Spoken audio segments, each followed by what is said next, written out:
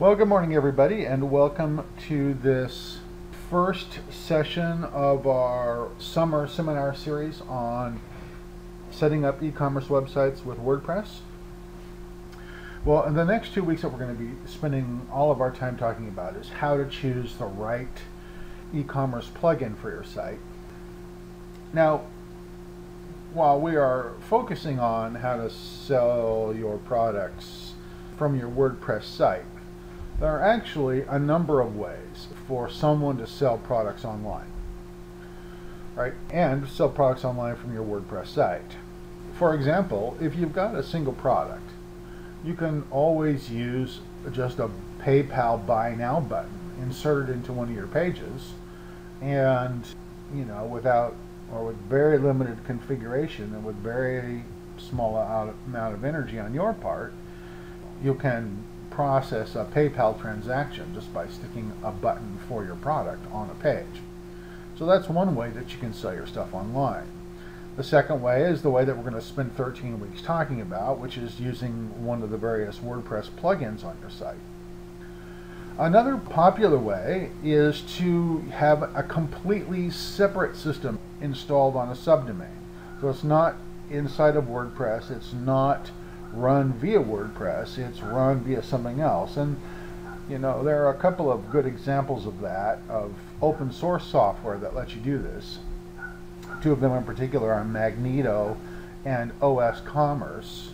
If you've got a hosting account with somebody like HostGator or Bluehost or InMotion Hosting, those hosting companies actually have the ability for you to install those e-commerce platforms on a subdomain or on any other domain on your site in the same way that you can install WordPress.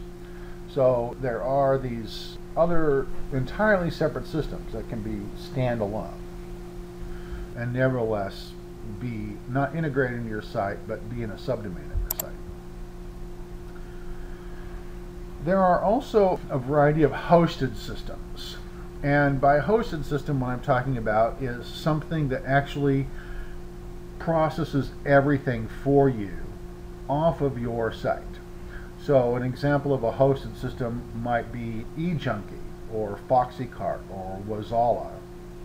Each of those hosted systems allows you to embed, say, product descriptions and buy now buttons or cart buttons or cart pages or catalog pages. You can embed those things into your site, but it's not really part of your site. It's embedded via an iframe or something else like that. And all the processing that happens actually happens outside of your site and happens on the embedded system server.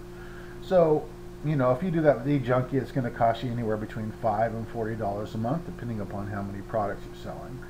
The typical price for FoxyCart is about $20 a month, and the same thing is true for Wazala. It's about $20 a month.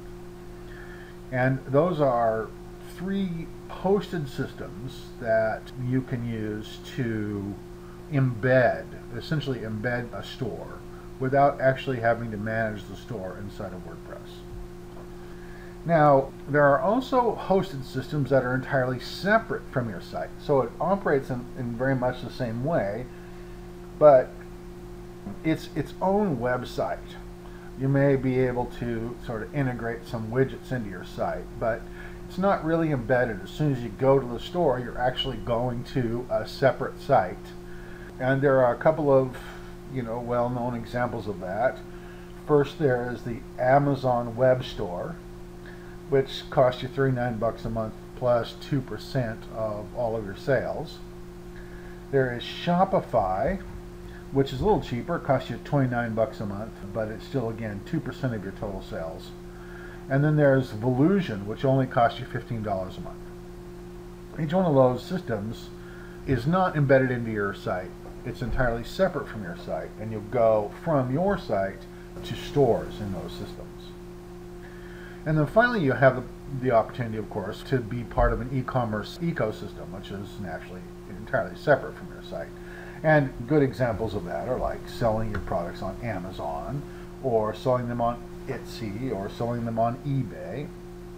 You might link back to your site, but by and large, all of the selling, all of the advertising, all of the management, everything happens inside the context of these superstores or e-commerce ecosystems that are not related to your site whatsoever.